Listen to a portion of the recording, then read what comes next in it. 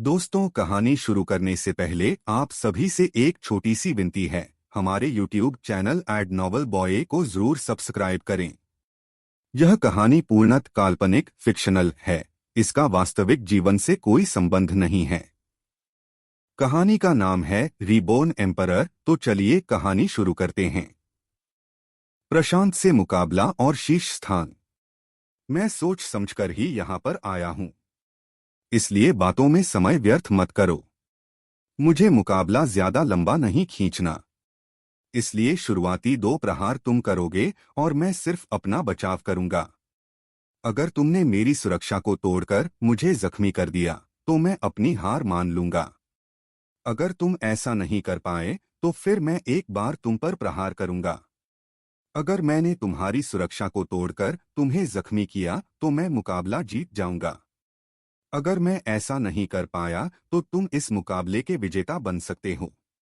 आकर्ष ने प्रशांत से कहा। असल में अभी तक उसने प्रशांत को लड़ते हुए नहीं देखा था, इसलिए उसने यह तरीका निकाला था जिससे कि वह प्रशांत की ताकत का उसके पहले 2 प्रहारों से पता लगा सके। दर्शकों ने जब उसकी बात सुनी तो किसी ने भी उसके शब्दों को गंभीरता से नहीं लिया। आखिरकार प्रशांत उनकी नज़र में एक बहुत ही प्रसिद्ध और शक्तिशाली योद्धा था। उसे सिर्फ चौथा राजकुमार हरा सकता था। ऐसे में 100 वर्ष से कम उम्र के योद्धा का आकर यह कहना कि वह प्रशांत पर भारी पड़ सकता है, कोई उस पर विश्वास ही क्यों करता। लेकिन प्रशांत का ऐसा सोचना नहीं था। उसने जब आकर्ष की बात सुनी तो वो बड़े ही ध्यान से आकर्ष की आंखों में देखने लगा। आकर्ष की आंखों में उसे ऐसा कोई भी भाव नजर नहीं आ रहा था जिसके आधार पर वह यह कह सकता था कि आकर्ष की बात मजाक है। ठीक है, मुझे यह स्वीकार है। थोड़ा सोचने के बाद प्रशांत ने जवाब दिया और फिर अपने अस्त्र को प्रकट किया। प्रशांत का अस्त्र परम श्रेणी का एक भाला था। मालिक, इसने अभी जो भाला पकड़ा हुआ है वह इसके पिता के पास मौजूद 3 सबसे शक्तिशाली अस्त्रों में से एक है। अर्जुन ने ऊर्जा के माध्यम से संदेश भेजकर आकर्ष को अस्त्र के बारे में जानकारी दी। यह सुनकर आकर्ष ने भी बिना किसी देरी के अपनी जादुई अंगूठी में से अपना अस्त्र निकाल लिया। परम श्रेणी का अस्त्र। जैसे ही उसने अपना अस्त्र प्रकट किया, वह सभी लोग जो अभी तक आकर्ष के शब्दों को हल्के में ले रहे थे, सबका मुंह बंद हो गया। इस बार तो प्रशांत के पिता प्रभाकर के चेहरे पर भी गंभीरता दिख रही थी। सिर्फ अर्जुन इकलौता ऐसा था जिसने कोई खास प्रतिक्रिया नहीं दी थी, क्योंकि उसे पहले से पता था कि उसके मालिक के पास ऐसा अस्त्र है। हम अर्जुन अखाड़े की तरफ देख रहा था कि तभी उसने महसूस किया कि उसके शरीर पर किसी की आध्यात्मिक शक्ति पड़ रही है।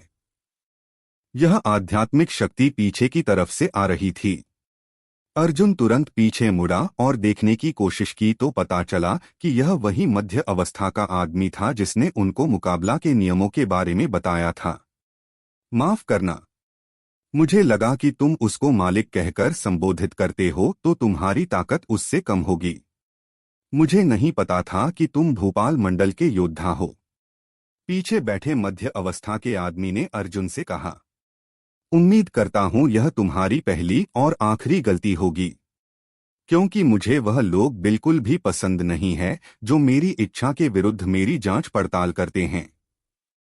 अर्जुन ने एक गंभीर स्वर में जवाब दिया और फिर से अखाड़े की तरफ देखने लगा। पर इस दौरान उसने इस बात पर ध्यान नहीं दिया था कि उस मध्य अवस्था के आदमी ने उसके शब्दों को बिल्कुल भी गंभीरता से नहीं लिया था। उल्टा अर्जुन की बात सुनने के बाद उसके चेहरे पर एक हल्की सी मुस्कुराहट भर आई थी। अब वह भी बड़ी ही दिलचस्पी के साथ आकर्ष की तरफ देख रहा था।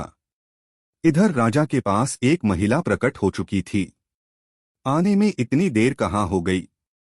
राजा ने महिला को अपने पास बैठने का इशारा किया और पूछा। क्षमा करें महाराज, मेरे बड़े भाई आज मुझसे मिलने आए थे। महिला ने जवाब दिया। तुम्हारा बड़ा भाई? क्या वह सौरभ के मामले में बात करने आया था? राजा ने पूछा। जी, मेरे बड़े भाई ने किसी तरह से हत्यारे के चेहरे का पता लगा लिया है। पर इसके लिए उसे बहुत बड़ी कीमत चुकानी पड़ी।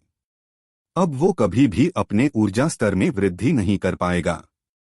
बड़ी कीमत तो जरूर है, लेकिन इस बात की खुशी भी है कि हमने हत्यारे का चेहरा देख लिया है, महिला ने जवाब दिया। यह कहते हुए वह अखाड़े की तरफ देखने लगी। एक एक करके अखाड़े में मौजूद सारे योद्धाओं के चेहरे वो देख रही थी। आकर्ष क्योंकि इस समय उसकी तरफ पीठ करके खड़ा था, तो महिला उसका चेहरा देख नहीं पाई, परंतु उसने प्रशांत को पहचान लिया था। प्रशांत भी अखाड़े में उतर चुका है। इसका प्रतिद्वंदी कौन है? उस महिला ने राजा से पूछा। पता नहीं, लेकिन उसकी उम्र 100 वर्ष से कम बताई जा रही है। उसने प्रशांत को चुनौती दी है। अब देखना यह होगा कि वाकई इसके पास प्रशांत को हराने की क्षमता है या नहीं, राजा ने जवाब दिया और दिलचस्पी के साथ प्रशांत वाले अखाड़े की तरफ देखने लगा। राजा की बात सुनकर उस महिला की दिलचस्पी भी आकर्ष में बढ़ने लगी। इस बीच आकर्ष और प्रशांत के बीच मुकाबला शुरू हो चुका था। जैसा कि दोनों के बीच तय हुआ था, पहला प्रहार प्रशांत करने वाला था, तो उसने अपनी पूरी शक्तियों को इकट्ठा किया और अपनी पूरी ताकत से आकर्ष पर प्रहार कर दिया। बैंग! अपने भाले के साथ उसने आकर्ष के सुरक्षा कवच पर प्रहार किया, जिसके बाद एक जोर की गर्जना हुई। यह गर्जना ऐसी थी जैसे दो बड़े पहाड़ों को एक दूसरे से टकराया गया हो। अभी तक प्रशांत के चेहरे पर शांति थी, लेकिन जैसे ही उसका प्रहार पूरा हुआ, उसके चेहरे पर से शांति का भाव गायब होने लगा। यह सिर्फ उसकी प्रतिक्रिया नहीं थी, बल्कि सब दर्शकों की भी प्रतिक्रिया ऐसी ही थी। आकर्ष ने उसके सबसे शक्तिशाली प्रहार को सफलतापूर्वक रोक लिया था। हालांकि उसके कवच में एक जोर की झंझनाहट हुई थी, लेकिन अभी भी उसका कवच सही सलामत था। असंभव! भीड़ में बैठे प्रभाकर के चेहरे पर भी गंभीरता आ चुकी थी। प्रभाकर के दूसरे बेटे प्रवीण का भी यही हाल था। राजा के चौथे बेटे राजकुमार देवस के चेहरे के भाव भी ऐसे ही थे। प्रशांत उसके जितना ताकतवर तो नहीं था, लेकिन यह बात उसे भी पता थी कि अगर वह अपनी पूरी ताकत से प्रहार करे तो आकर्ष के कवच को वह भी नहीं भेद सकता है। आखिर यह है कौन? राजकुमार देवस ने मन ही मन अपने आप से सवाल किया। इधर राजा के पास में बैठी महिला के चेहरे पर भी शुरुआत में आश्चर्य का भाव आया था, लेकिन यह भाव ज्यादा देर तक नहीं रहा, क्योंकि जल्दी ही इस आश्चर्य की जगह कत्ल का भाव आ गया था। उस महिला ने आकर्ष का चेहरा देख लिया था। उसे याद आ गया था कि यह सौरभ के हत्यारे का चेहरा है। पर अगर यह हत्यारा है तो यहाँ पर क्यों आया है? ऊपर से इसकी ताकत इतनी ज्यादा तो नहीं लग रही कि सौरभ के अंगरक्षक को मार सके। कुछ भी हो, मुझे इसके बारे में पता लगाना होगा। अगर यह सच में सौरभ का हत्यारा है, तब तो इसे हर कीमत पर मरना होगा, उस महिला ने मन ही मन अपने आप से कहा। इधर आकर्ष को इस बारे में कोई भी जानकारी नहीं थी कि किसी ने उसको पहचान लिया है। उसका ध्यान लड़ाई पर था।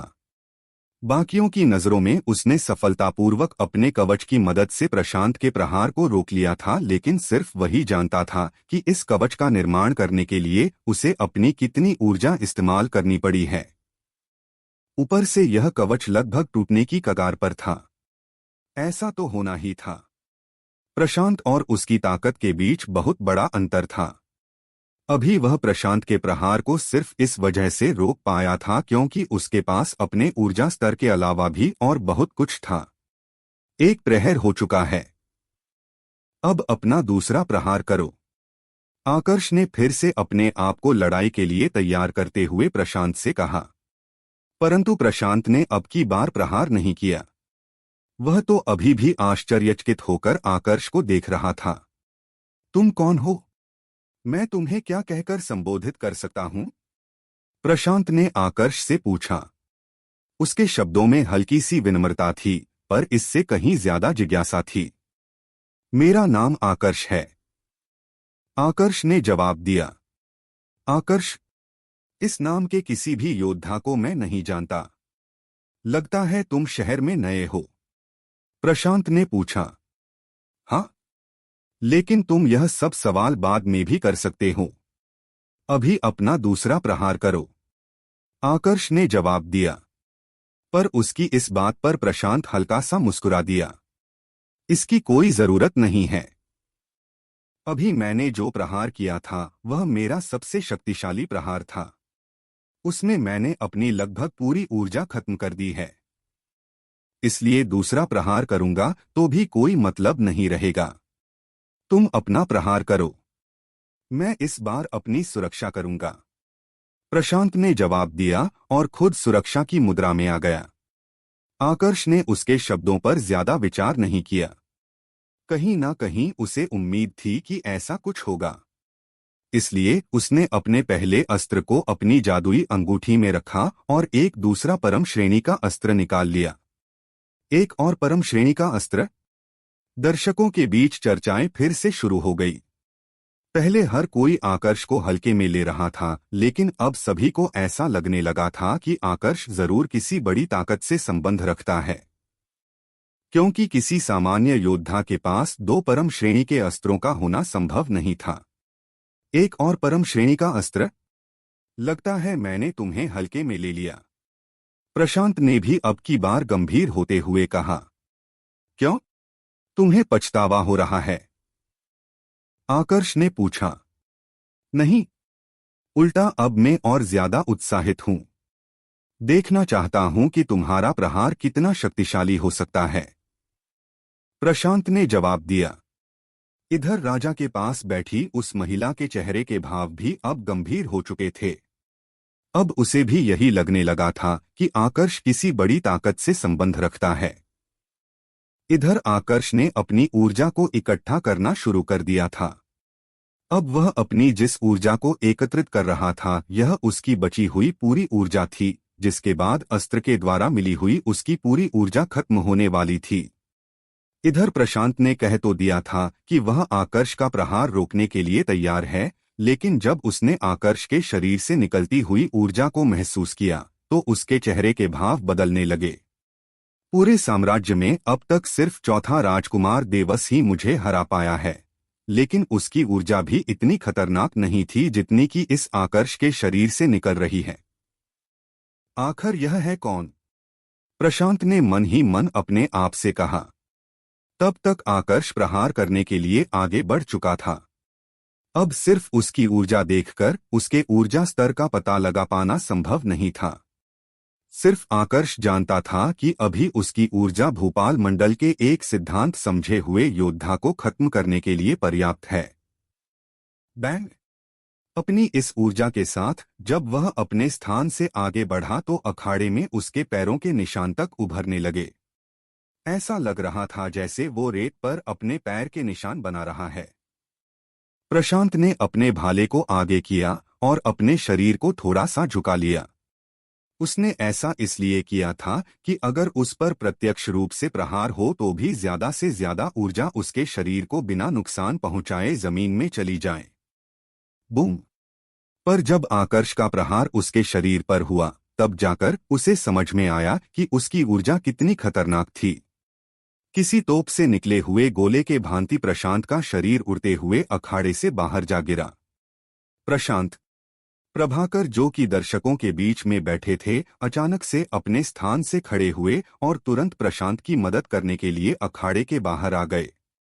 हवा में उछलकर उन्होंने अपने बेटे को पकड़ा।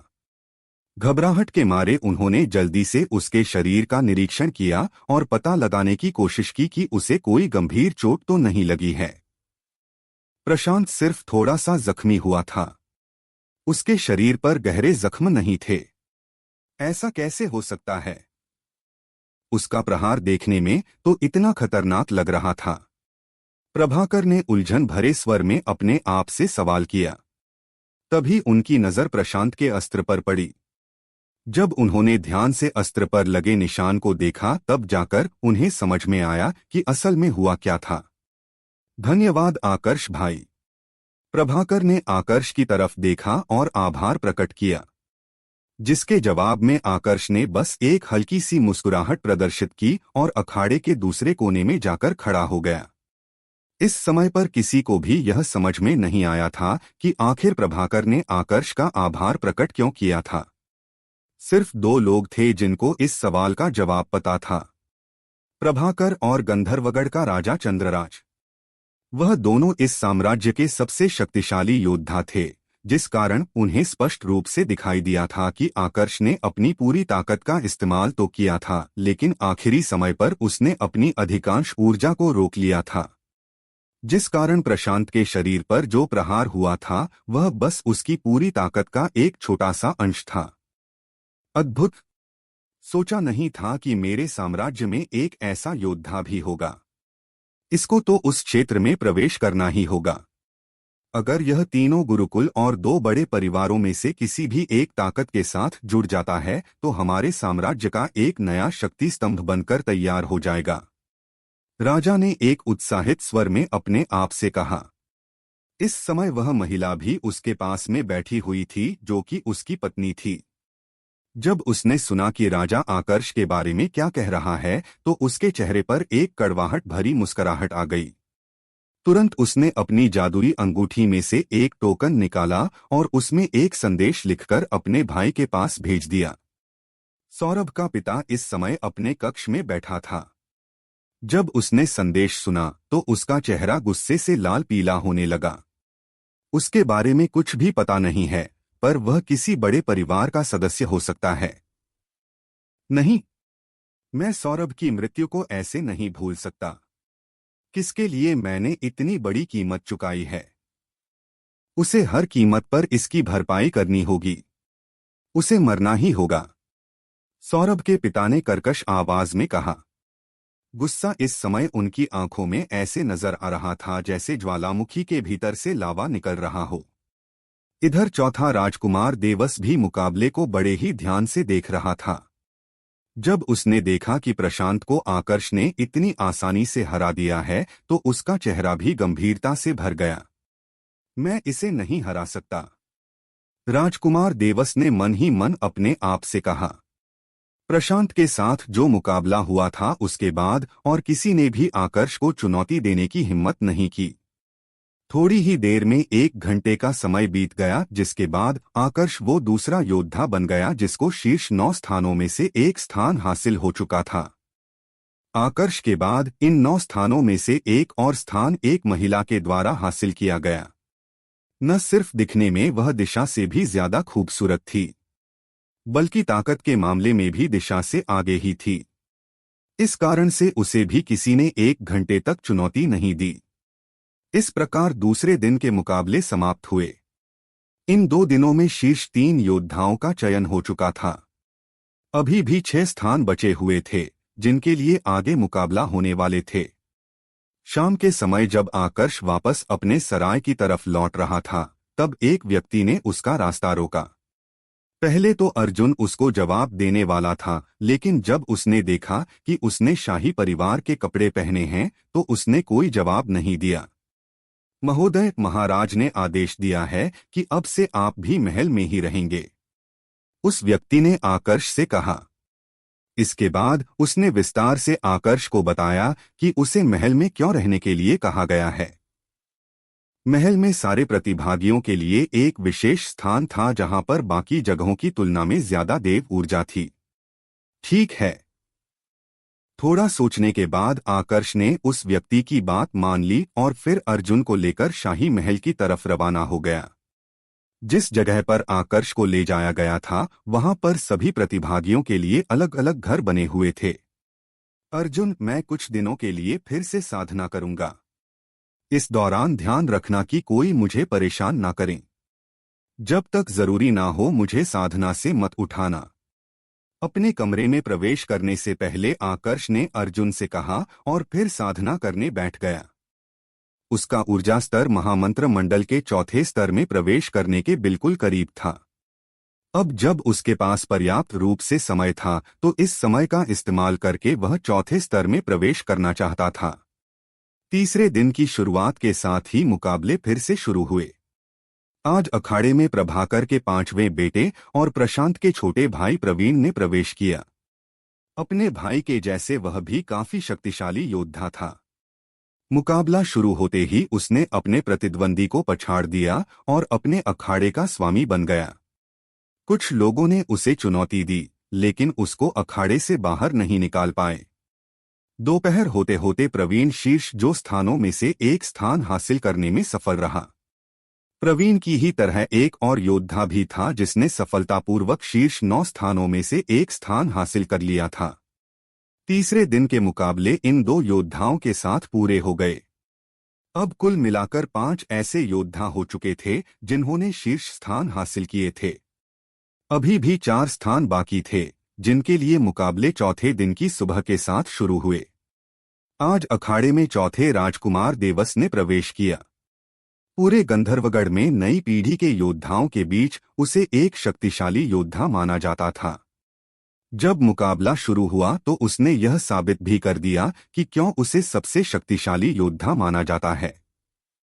सिर्फ एक ही मुकाबले के साथ उसने शीर्ष 9 स्थानों में से एक स्थान हासिल कर लिया। उसके अलावा एक और योद्धा था जिसने उसी की तरह शीर्ष 9 स्थानों में से एक स्थान हासिल किया था। यह गंधर्वगढ़ के एक जाने-माने गुरुकुल का शिष्य था।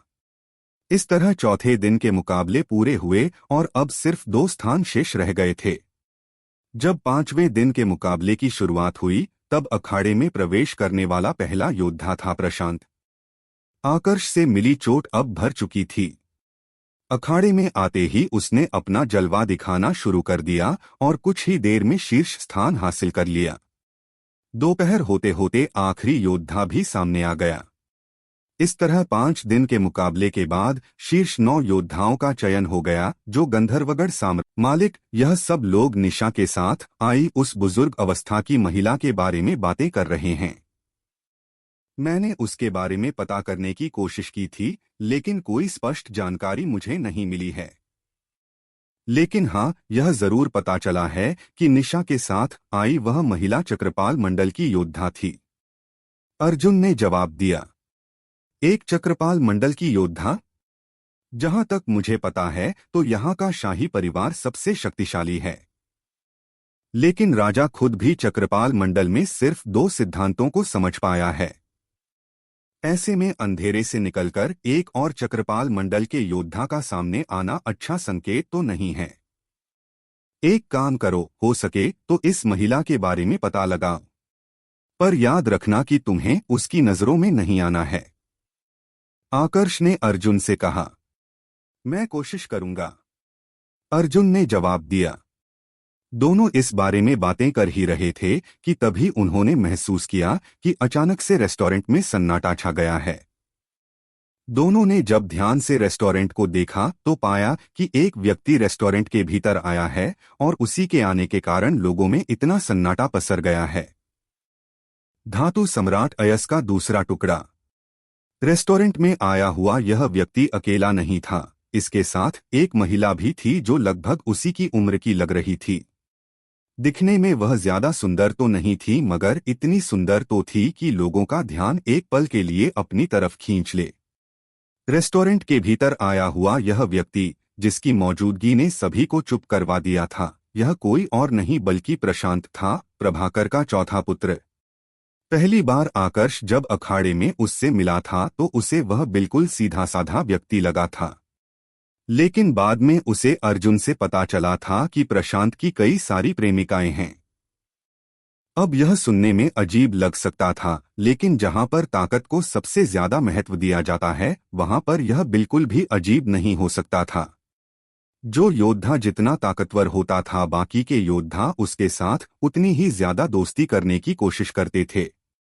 ऐसे में संभव था कि प्रशांत को भी कई महिलाओं के द्वारा निशाना बनाया जाए। प्रशांत ने जब रेस्टोरेंट के भीतर प्रवेश किया और लोगों को चुप देखा तो उसे अजीब नहीं लगा। यह पहली बार नहीं था जब उसके साथ ऐसा हो रहा था, पर जब उसने ध्यान से रेस्टोरेंट के भीतर देखा तो उसने पाया कि वहां पर एक जाना पहचाना चेहरा भी था। तुम अब जा सकती हो, मुझे एक जरूरी काम है, मैं थोड़ी देर में आऊंगा।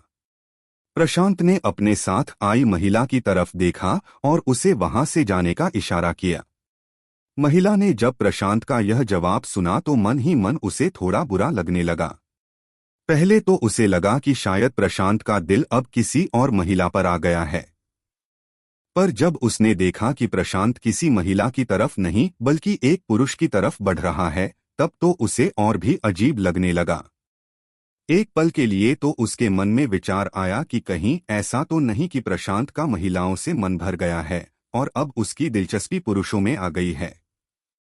पर थोड़ी देर के बाद उसकी यह गलतफहमी भी दूर हो गई। उसे समझ में आ गया कि आकर्ष प्रशांत का दोस्त है। सोचा नहीं था कि तुम यहाँ पर होगे आकर्ष। प्रशांत ने आकर्ष के पास वाली कुर्सी पर बैठते हुए आकर्ष से कहा। सोचा तो मैंने भी नहीं था कि तुम मुझे यहाँ पर मिलोगे। वैसे कुछ लोगों को बातें करते मैंने सुना था कि तुम लड़कियों में ज्यादा दिलचस्पी रखते हो। जब तुम्हारे साथ मुकाबला किया था तब मुझे लगा कि शायद मुझे गलतफहमी हुई है, पर अब इस महिला के साथ देखकर लग रहा है कि लोग गलत नहीं थे। आकर्ष ने कहा। तो तुमने इस बारे में भी सुन लिया। चलो कोई बात नहीं। वैसे भी इसमें छुपाने वाला कुछ नहीं था। लोग क्या कहते हैं मुझे उससे फर्क नहीं पड़ता। कुछ लोग मुझे अच्छा बताते हैं, कुछ बुरा। उनके हिसाब से मैं तो अपने आप को बदल नहीं सकता। पर हाँ, यह बात सच है कि मेरी महिलाओं में दिलचस्पी है, लेकिन मैंने कभी भी किसी महिला के साथ जबरदस्ती नहीं की। जो भी मेरे साथ होती है वह अपनी मर्जी से होती है। मैं किसी को मजबूर नहीं करता। प्रशांत ने जवाब दिया। जानता हूं। इतना तो मैं भी देख सकता हूं कि तुम किस प्रकार के इंसान हो, वरना अब तक मेरे पास बैठे नहीं होते। आकर्ष ने कहा। इसी के साथ दोनों के बीच हल्की फुल्की बातें शुरू हुई। शुरुआत दोनों के परिचय से हुई और फिर धीरे धीरे दोनों इस बारे में बातें करने लगे कि मुकाबले के बाद अब उन्हें उस अवाची क्षेत्र में प्रवेश करने का अवसर कब मिलेगा। प्रशांत के साथ बातें करने के बाद आकर्ष को सारी जानकारी हासिल हुई, जैसे कि उस क्षेत्र में जाने के लिए अभी भी उनके पास आधे साल का समय था। जो सबसे जरूरी बात आकर्ष को पता चली थी वह थी यहाँ का शक्ति तंत्र। जैसे मृत्यु लोक में उच्चतल और निम्नतल में सारी ताकतों को अलग अलग स्तरों में विभाजित किया गया था, यहाँ पर भी बिल्कुल वैसा ही था। जैसे जैसे वह लोग दक्षिणी भूभाग के केंद्रीय क्षेत्र की तरफ जाने वाले थे, वहां पर ताकतों के स्तर वैसे वैसे ही बढ़ने वाले थे। उदाहरण के तौर पर सीमावर्ती क्षेत्रों में मौजूद बड़े गुरुकुल, यह सब 9वें स्तर की ताकतें थी। गंधर्वगढ़ जैसे साम्राज्य जो सीमा पर स्थित थे, यह सब 8वें स्तर की ताकतें थी, जबकि गंधर्वगढ़ के अंदर जितने भी बड़े गुरुकुल, बड़े परिवार और बड़े संप्रदाय थे, वह सब 9वें स्तर की ताकतें थी। इनमें दिशा का परिवार और प्रशांत का परिवार शामिल था। आगे गंधर्वगढ़ से निकलने के बाद 3 बड़े गुरुकुल और 2 बड़े परिवार, जिनमें शामिल होने का आकर्ष और बाकी सबको अवसर मिलने वाला था, यह सब 7वें स्तर की ताकत थे। इससे आगे वेदांत महल, जो इन पर थोड़ा बहुत नियंत्रण रखता था, वह एक 6ठे स्तर की ताकत था, जिसका सीधा संबंध केंद्रीय क्षेत्र के 10 बड़े परिवारों में से एक से था। सच कहूं तो आकर्ष, पहले मुझे लगता था कि इस बार मुझे चुनौती देने के लिए देवस के अलावा और कोई भी नहीं होगा। पर किसने सोचा था कि तुम बीच में आकर न सिर्फ मुझे बल्कि देवस को भी पीछे हटने पर मजबूर कर दोगे। तुम्हें शायद पता भी नहीं होगा, लेकिन महाराज खुद तुम्हारी ताकत की प्रशंसा कर रहे हैं। प्रशांत ने आकर्ष से कहा, जिस पर आकर्ष ने कोई खास प्रतिक्रिया नहीं दी। यह उसके लिए पहली बार नहीं था। इतना तो उसे भी पता था कि अगर राजा उसकी प्रशंसा कर रहा है तो निश्चित रूप से राजा उससे कोई काम ही करवाएगा। आकर्ष और प्रशांत के बीच शाम तक बातें होती रही। शाम होने के बाद दोनों रेस्टोरेंट से बाहर निकले। चलो मैं तुम्हें शाही महल तक छोड़ देता हूं, प्रशांत ने कहा। नहीं, इसकी कोई जरूरत नहीं है। महल यहां से ज्यादा दूर नहीं है। हम थोड़ी ही देर में वहां पर पहुंच जाएंगे, आकर्ष ने मना करते हुए कहा। क्या बात कर रहे हो? यह तो मुझे भी पता है कि महल यहां से ज्यादा दूर नहीं है। मैं तो तुम्हारे साथ इसलिए चल रहा हूं ताकि मुझे तुम्हारे साथ समय बिताने का थोड़ा और अवसर मिले।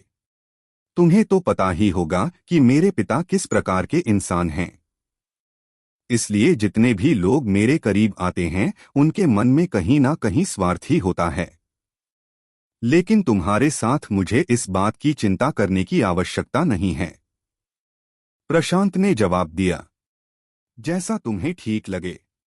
आकर्ष पहले तो मना करना चाहता था, पर जब उसने देखा कि प्रशांत उसको एक दोस्त की तरह देख रहा है तो उसने भी उसे साथ चलने के लिए स्वीकृति दे दी। दोनों अब शाही महल की तरफ बढ़ने लगे।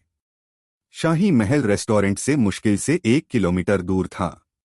अभी उन्होंने आधा ही रास्ता तय किया होगा कि अचानक से दो परछाइयां उनके सामने आई और उनका रास्ता रोक लिया। तो आखिरकार तुम सामने आ ही गए, पहली परछाई ने कर्कश आवाज में कहा। उसकी आवाज सुनकर प्रशांत और आकर्ष दोनों एक दूसरे की तरफ देखने लगे। दोनों को ही समझ में नहीं आया कि वह व्यक्ति किसको निशाना बनाने आया है। बात करके समय व्यर्थ मत करो, खत्म कर दो इसे, दूसरी परछाई ने कहा। इस बार उन्होंने अपने निशाने की तरफ इशारा किया था, जिस कारण आकर्ष और प्रशांत दोनों को समझ में आ गया कि उनका शिकार कौन है। दोनों यहां पर आकर्ष को खत्म करने आए थे। अर्जुन भी लड़ाई के लिए पूरी तरह से तैयार हो चुका था, लेकिन दुश्मन उनसे ज्यादा ताकतवर था। इसलिए आकर्ष ने समय व्यर्थ न करते हुए अपनी जादुई अंगूठी में से मोरपंख निकाल लिया। तुम दोनों हो कौन? क्या मैं तुम दोनों को जानता हूं? आकर्ष ने पहली परछाई से पूछा। मेरे बेटे को खत्म करने के बाद अब तुम मुझसे पूछ रहे हो कि तुम हमें जानते नहीं। लगता है तुमने बहुत सारे दुश्मन बना रखे हैं आकर्ष। मेरा बेटा सौरभ तुम्हें याद है? गंधर्वगढ़ के बाहर रेगिस्तान में? कुछ याद आया? पहली परछाई ने गुस्से से भरी आवाज में कहा। तो वह नासमझ तुम्हारा बेटा था। कोई आश्चर्य की बात नहीं है कि उसने मुझे देखते ही मुझ पर आक्रमण करने की कोशिश की। जब पिता ऐसा है तो बेटा तो ऐसा होगा ही। आकर्ष ने गंभीर स्वर में जवाब दिया और अपने मोर पंख को सक्रिय करने की तैयारी करने लगा। क्या कहा तुमने? इतनी हिम्मत! लगता है तुम्हें मरने का डर नहीं है आकर्ष, पहली परछाई ने गुस्से से उबलते हुए कहा। आकर्ष समझ चुका था कि अब वह कभी भी उस पर प्रहार कर सकता है, तो वह अपने मोरपंख को सक्रिय करने लगा। लेकिन इससे पहले कि वह उसकी पूरी तरह से सक्रिय कर पाता, लगता है अपनी ताकत पर तुम्हें कुछ ज्यादा ही भरोसा है जो दूसरों को मारने की धमकियां दे रहे हो। अचानक से एक तीसरी आवाज वहां पर सुनाई पड़ी, जिस कारण आकर्ष, अर्जुन और प्रशांत सहित वह दोनों परछाइयां अपने स्थान पर रुक गई। यह आवाज किसी बुजुर्ग अवस्था के आदमी की थी, लेकिन वो अभी तक उनके सामने प्रकट नहीं हुआ था, जिस कारण से दोनों ही परछाइयों को समझ में नहीं आ रहा था कि यह व्यक्ति था कौन और कहां से बात कर रहा था। दोनों घबराकर इधर-उधर देखने लगे।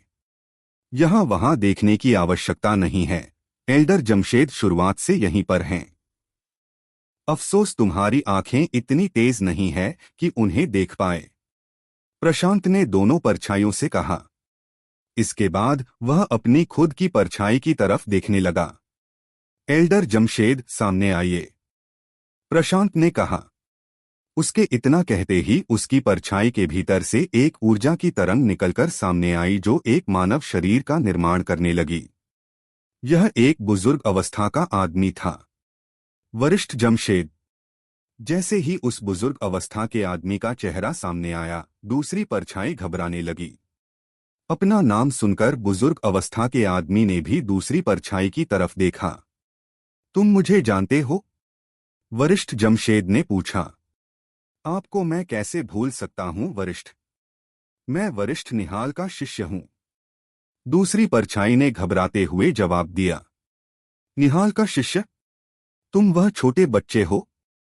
वरिष्ठ जमशेद को पहले तो कुछ समझ में नहीं आया, पर फिर उन्हें जब याद आया कि निहाल कौन है तो उन्होंने आश्चर्य से भरे स्वर में उस दूसरी परछाई से पूछा। हाँ वरिष्ठ, मैं वही बच्चा हूं, दूसरी परछाई ने जवाब दिया। तो तुम यहां पर क्या कर रहे हो? वरिष्ठ जमशेद ने पूछा। इस पर दूसरी परछाई ने बताना शुरू किया कि वह यहाँ पर क्या कर रहा था। असल में कहानी कुछ ऐसी थी कि सागर नाम का एक योद्धा, जो रिश्ते में गंधर्वगढ़ के राजा का साला था, उसके बेटे सौरभ को किसी ने रेगिस्तान में मार दिया था।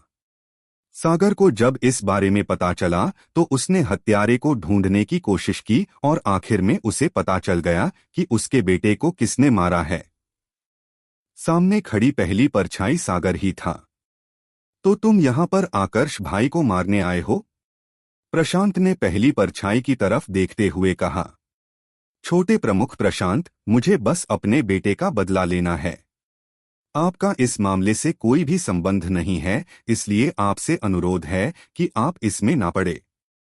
मैं इस आकर्ष को खत्म करने के बाद यहाँ से चला जाऊंगा। अगर आप बीच में नहीं आते हैं तो मैं वादा करता हूं कि आपके पिता का जीवन भर दास बनकर रहूंगा। सागर ने कहा। जीवन भर दास? मेरे पिता के पास पहले से वरिष्ठ जमशेद हैं। तुम्हें पता है ना यह कौन है? क्या हमें तुम्हारे जैसे दास की आवश्यकता है? मुझे पता है कि तुम्हारी बहन महाराज की सबसे प्रिय पत्नी है, पर जिस प्रकार से तुमने छुपकर हमें मारने की योजना बनाई थी उससे इतना तो स्पष्ट हो गया कि तुम्हारी बहन और महाराज दोनों ने तुम्हारी मदद करने से मना कर दिया होगा। किसी और को निशाना बनाया होता तो अलग बात थी, पर आकर्ष भाई मेरे साथ है।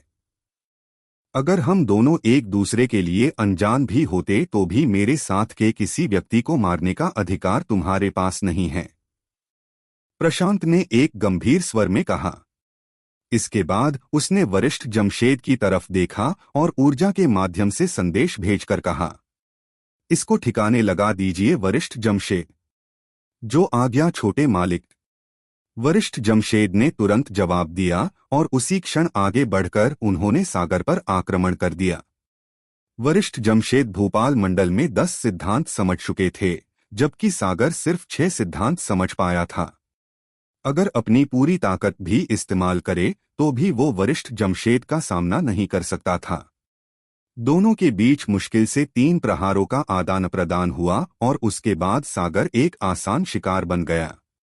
उसका काम तमाम करने के बाद वरिष्ठ जमशेद उस दूसरी परछाई की तरफ देखने लगे।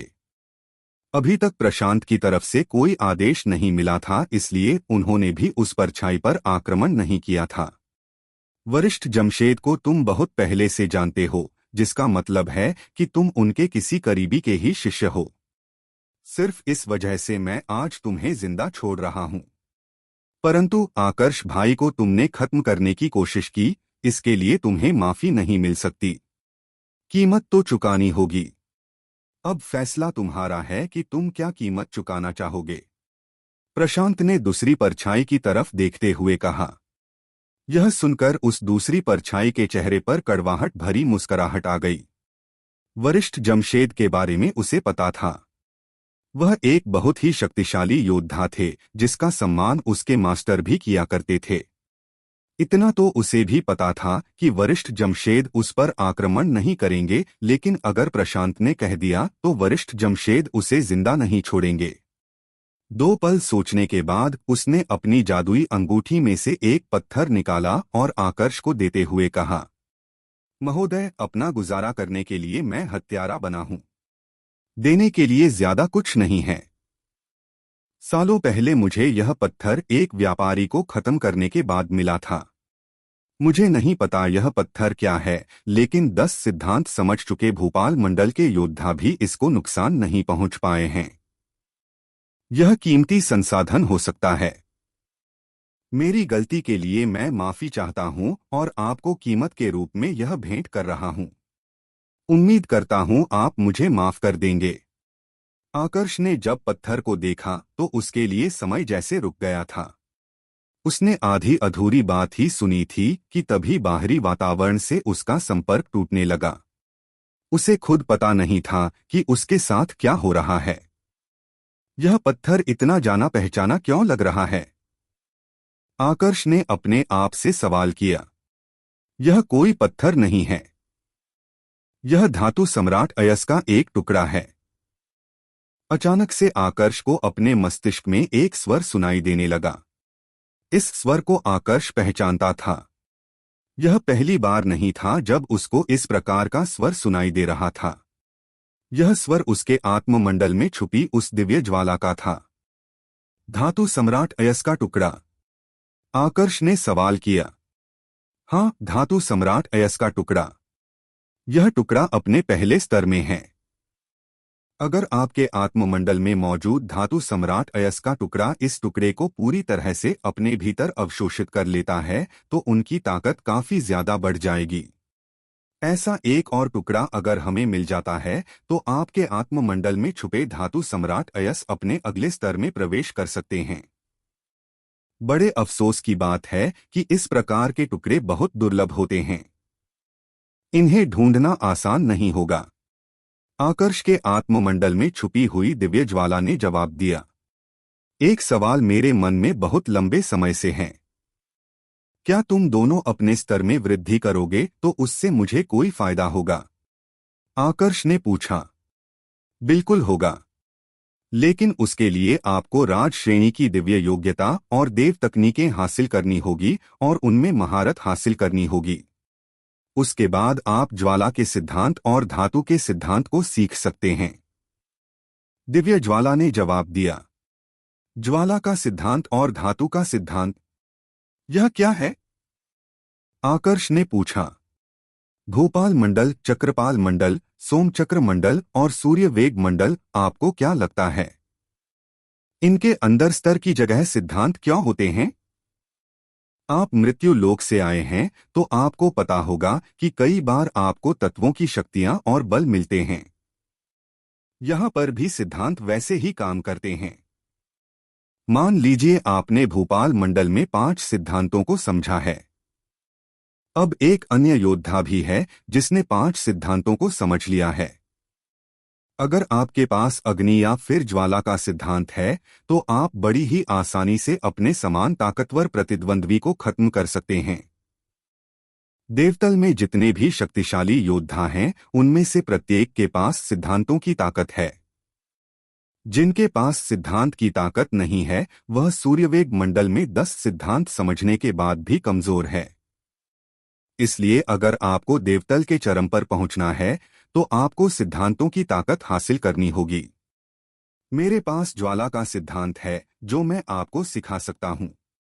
धातु सम्राट के पास धातु का सिद्धांत है, वह आपको धातु का सिद्धांत सिखा सकता है। बस शर्त इतनी सी है कि आपको राज श्रेणी की ऐसी देव तकनीकें और दिव्य योग्यताएं सीखनी होगी जो ज्वाला और धातु के साथ काम करें। दिव्य ज्वाला ने जवाब दिया। दिव्य ज्वाला की बात सुनने के बाद आकर्ष अपने ही ख्यालों में खो चुका था। वो यह सोच रहा था कि कहां से राज श्रेणी की दिव्य योग्यताएं और देव तकनीकें हासिल की जा सकती है। आकर्ष भाई। तभी आकर्ष को प्रशांत का स्वर सुनाई दिया। क्या सोचा है आपने? इसे माफ कर रहे हैं या नहीं? प्रशांत ने पूछा। हाँ, मैं माफ कर रहा हूं। जाने दो इसे। आकर्ष ने उस दूसरे व्यक्ति पर ज्यादा ध्यान न देते हुए जवाब दिया। उसका पूरा ध्यान तो अभी भी अपने हाथ में मौजूद उस पत्थर पर था। इधर उस परछाई ने जब सुना कि आकर्ष ने उसे माफ कर दिया तो वह काफी ज्यादा खुश हुआ और आभार प्रकट करने के बाद वहां से रवाना हो गया। धन्यवाद प्रशांत, तुमने सही समय पर मदद की। आकर्ष ने प्रशांत का आभार प्रकट करते हुए कहा। इसकी कोई जरूरत नहीं है आकर्ष भाई, यह कुछ भी खास नहीं था। इसके अलावा मैंने देख लिया था कि जब सागर आपको निशाना बनाने का सोच रहा था तब आपके चेहरे के भाव बिल्कुल भी नहीं बदले थे। जरूर आपकी सुरक्षा के लिए भी कोई शक्तिशाली योद्धा आपके साथ होगा, है ना? प्रशांत ने मुस्कुराते हुए कहा और फिर आसपास के क्षेत्र में देखने लगा। वरिष्ठ जमशेद भी अपने आसपास के क्षेत्र का निरीक्षण करने लगे, पर उन्हें किसी की भी मौजूदगी महसूस नहीं हुई। छोटे मालिक, मुझे तो कोई भी महसूस नहीं हो रहा। मेरे विचार से आपके दोस्त की सुरक्षा के लिए जो भी योद्धा यहाँ पर मौजूद है उसका ऊर्जा स्तर चक्रपाल मंडल में है। वरिष्ठ जमशेद ने जवाब दिया। यह सुनकर प्रशांत एक पल के लिए चौंक पड़ा। पर बहुत जल्द उसने अपने चेहरे के भाव ठीक किए और फिर आकर्ष की तरफ देखते हुए कहा, आकर्ष भाई, सागर भले ही हमारा दुश्मन रहा हो लेकिन यह महाराज का साला है।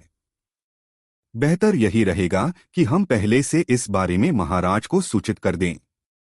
ठीक है। आकर्ष ने प्रशांत की बात मान ली और राजा को सूचित करने के लिए चल पड़ा।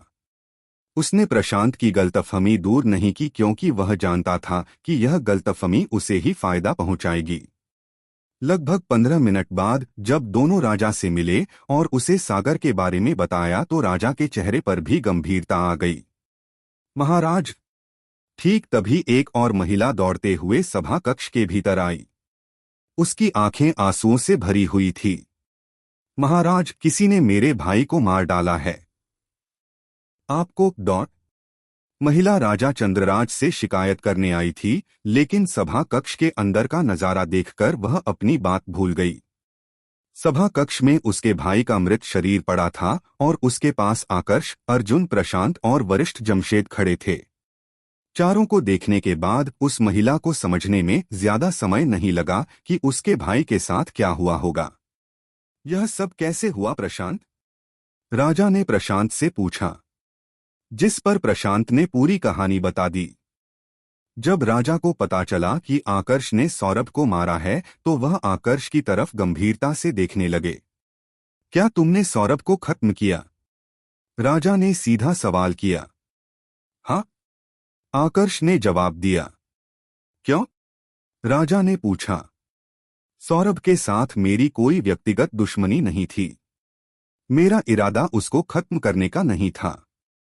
लेकिन रेगिस्तान में जैसे ही उसने मुझे देखा तो अपने एक साथी के साथ मिलकर उसने मुझे लूटने की कोशिश की। आप बताओ, अगर आप मेरे स्थान पर होते तो आप क्या करते? आकर्ष ने पहले तो राजा के सवाल का जवाब दिया और फिर वापस राजा से ही सवाल किया। गधा कहीं का।